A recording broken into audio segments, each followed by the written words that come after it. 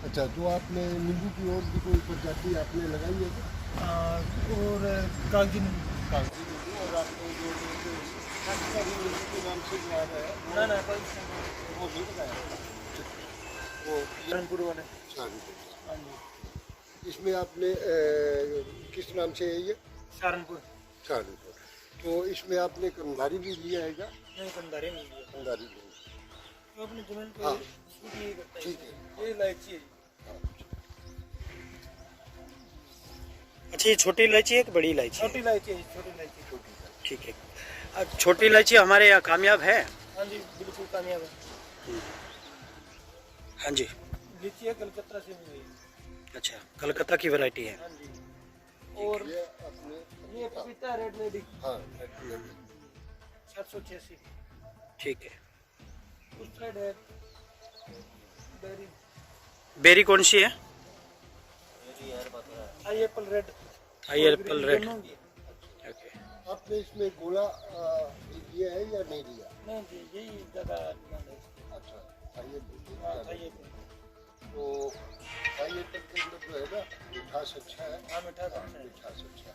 और ये आपने आंवला लिया? आंवला है। आंवला वाला नहीं, बहुत अच्छा है। वो लिया। सुरेंद्र जी, ये जो आप बेलें तैयार करते हैं, ये क्या किसानों के लिए प्रोवाइड करवाते हैं? किसानों के लिए है सर। और बीज कहाँ से लेकर के आते हैं या खुद का तैयार? जो किसान बोलते हैं ना बीज कंपनी का बीज चाहिए तो हम उस कंपनी का लगा देते हैं। अच्छा, आप नर्सरी तैयार करते हैं? नर्सरी तैयार कर देते हैं बुकिंग के हिसाब से। तो आप एक चीज़ बताइए कि किस किस तरह की वैरायटियाँ आप लोगों ने यहाँ पर लगा रखी है, और उसका एक प्रॉपर तरीका होता है, किस तरह की मिट्टी का आप लोग इस्तेमाल करते हैं, उसके बारे में थोड़ा बताएं। इसमें तो जी सिर्फ प्रोट्रे में तो कोकोपीट यूज करते हैं। कोकोपीट में तैयार करके देते हैं किसान को। अच्छा, कौन कौन सी वैरायटियाँ आप लोगों ने यहाँ लगा रखी है? इसमें पेठे की भी है, दो बनती है, एक तो लंबा है एक गोल है। माइको का दोनों 3 नंबर और 1 नंबर है जी। और तरबूज तालिबान का है जी। ओके। तरबूज भी तालिबान का है। करेला सजनता का है। अच्छा, डिमांड जो रहती है वो सबसे ज़्यादा कौन सी वैरायटी की डिमांड यहाँ पर, जो आपका जो एरिया है या फिर जो सबसे ज़्यादा मैदानी इलाका क्योंकि पड़ता है यहाँ पर, खुश्क एरिया है, तो इसके हिसाब से कौन सी वैरायटी ज़्यादा चलती है यहाँ? पर तो लौकी माइको भी चलती है और करेला सजनता भी चलता है और पेठा माइको भी चलता है। अच्छा, हाँ। पेठा की डिमांड ज़्यादा है या लौकी की डिमांड ज़्यादा है? डिमांड ज़्यादा है। ठीक है।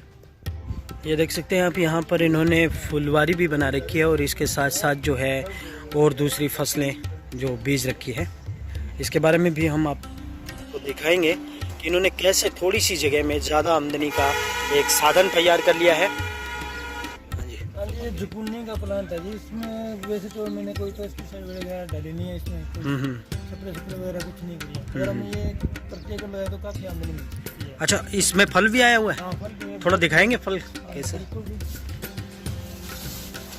ये देखो जी, इतने बड़े बड़े हो चुके हैं ये। वाह जी वाह। अच्छा, ये रोज की कितना का निकाल सकते हैं हम? अगर जे एक करनाल में हम लोग लगाते हैं तो रोजाना कितनी निकाल सकते में लगाते हैं तो 2-2.5 कुंटल निकल जाती है हैं रोजाना की? हाँ, रोजाना। अच्छा, इसके रेट क्या रहता है मार्केट में? जो रेट मार्केट में तो वैसे तो 10 से 15-20 तक 10-15 रुपये प्रति किलोग्राम मिल जाता है। तो दोस्तों, ये जगुनी का पौधा है। जगुनी बताया ना आपने? जगुनी का पौधा है। और इसके अलावा चप्पन कद्दू भी इन्होंने लगा रखे हैं और रूटीन में ये जो है सब्जी यहाँ से निकालते रहते हैं। और सबसे बड़ी और ख़ास बात ये है कि इसमें किसी तरह की पेस्टिसाइड का प्रयोग भी ये लोग नहीं कर रहे हैं। आप सामने देख सकते हैं, ये भिंडी के जो है इन्होंने पौध लगा रखे हैं और पौध भी ये तैयार कर रहे हैं, दूसरे किसानों की मदद भी करते हैं एक प्रकार से, क्योंकि कई बार ऐसा रहता है कि किसान जो है वो। हाँ जी, हाँ, ये देखिए दोस्तों, छोटी सी बिल्कुल छोटा पौधा है लेकिन फिर भी इसने फल उठाना शुरू कर दिया है। और जो हम बात कर रहे थे बेलों की, ये देखिए जैसे इन्होंने पूरी एक जगह पर इकट्ठी बेलें लगा रखी है। इसका कारण ये रहता है कि कई जो किसान हैं वो बेलें नहीं लगा सकते। प्राइमरी जो सेटअप रहता है वो ये रहता है कि जो सबसे पहले जो बीज हम लोग लगाते हैं उसका जर्मिनेशन जो है वो थोड़ा मुश्किल होता है, और उसी में किसान जो है थोड़ा पीछे हट जाता है कि बीज लगाए थे हमने बढ़िया वैरायटी के लेकिन वो उग नहीं पाए। और इसी शिकायत को दूर करने के लिए ये किसानों की सहायता कर रहे हैं। और जो किसान दोस्त हैं इनके काफ़ी सारे जो किसान मित्र हैं, तो ये अपने किसान मित्र दोस्तों को जो है ये सारी की सारी बेलें जो हैं वो प्रोवाइड करवाते हैं। ये देखिए मिर्च का पौधा, इसकी वैरायटी जो है वो क्रांति बताई जा रही है कि ये बता रहे हैं। अच्छा, ये देखिए छोटा सा पौधा है लेकिन मिर्च जो है। अच्छा, ये एक बात बताइए, ये लाल ही तैयार होती है ना जी? पहले ये काफी टाइम हुआ लगे हुए। अच्छा, हरी होती है लेकिन बाद में लाल हो गई है। ये देखो इस तरह होती है। ओह, देखिए ये छोटे से पौधे हैं और इनमें दोस्तों इसका एक और रीज़न भी रहता है कि आप चाहे तो किचन गार्डन बना सकते हैं और घर में आपके छत पर और घर में कहीं पर भी ऐसी जगह है तो आप गमलों में जो है ये वैरायटियां तैयार करके और लगा सकते हैं। ये देखिए टमाटर का पौधा है। ये कितने दिनों का हो गया टमाटर का पौधा? ये 2.5 महीने का है। अच्छा, सजंटा का ये वैरायटी, सजंटा वैरायटी है और इसमें देखिए ये फल भी फ्लावरिंग शुरू हो चुकी है इसमें। ये देखिए टमाटर भी इसके अंदर शुरू हो चुके हैं। बहुत बढ़िया जो है वैरायटी। और सबसे खास बात आप देखेंगे ऑर्गेनिक होने के साथ साथ यहाँ पर किसी भी तरह की आपको बीमारी का प्रकोप नज़र नहीं आएगा। उसका एक और रीज़न है कि इन्होंने ये नेट हाउस, ये देखिए आप ऊपर नेट हाउस भी इन्होंने तैयार कर रखा है। ये देखिए ये भी क्रांति मिर्च, क्रांति है ना मिर्च? ये क्रांति मिर्च के पौधे जो है इन्होंने एक डिस्पोजल के अंदर तैयार किए हुए हैं और इसमें ये खास तरीके का एक मिट्टी का जो मिश्रण है वो प्रयोग करते हैं। ये देखिए फल इस पौधे ने, छोटे से पौधे ने, हालांकि एक छोटा सा डिस्पोजल है और उसी में भी फल इसने शुरू कर लिया है। तो दोस्तों आप जब भी आना चाहें, जो किसान भाई खासकर हैं, उनसे मेरा ये अनुरोध रहेगा कि इनसे आप अपना संपर्क नंबर ले सकते हैं। जब भी आपको बेलों की ज़रूरत है, करेला, घिया, तोरी और सभी तरह की चीज़ों की अगर आपने पौध की ज़रूरत है तो आप तुरंत इनसे संपर्क कर सकते हैं। आप अपना एक बार नाम, नंबर और एड्रेस बता दीजिए। Surendra Kumar, SKM nursery, Shekhpuria near bus stand, और 99 914 83 431 कॉन्टैक्ट नंबर है। एक बार दोबारा रिपीट कर दीजिए जो कॉन्टैक्ट नंबर है आपका। 99 914 83 431। जी दोस्तों, ये डिस्क्रिप्शन में भी हम लोग आपको दे देंगे और आप इसे नोट कर लीजिएगा। कभी भी किसी तरह की बेल, किसान भाइयों की हमेशा शिकायत रहती है कि जो बेलें हम लोग लगाते हैं उसके बीज जो है वो जर्मिनेट नहीं हो पाते हैं। तो ये आप इनका तरीका देख लीजिए, अगर आपने करना है तो ये और सस्ते दामों में आपको प्रोवाइड भी करवा देंगे। बिल्कुल, ये देखिए कोकोपीट का इसमें प्रयोग किया गया है और मिट्टी का मिक्सचर। थोड़ा बताएंगे आपने ये किस तरह की मिट्टी का इसमें प्रयोग किया है?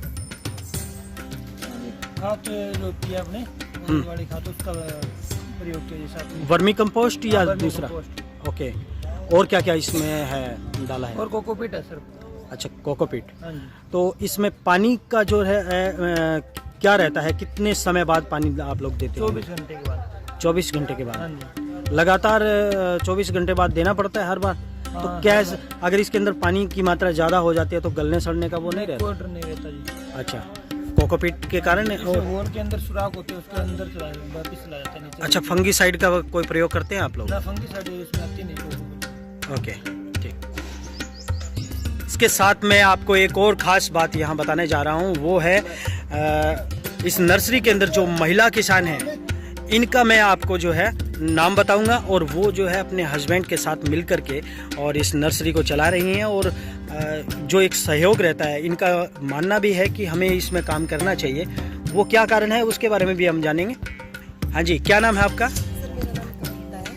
अच्छा। मेरे हस्बैंड सुरेंद्र चार हैं अच्छा और हमने मिलके ये नर्सरी स्टार्ट की है।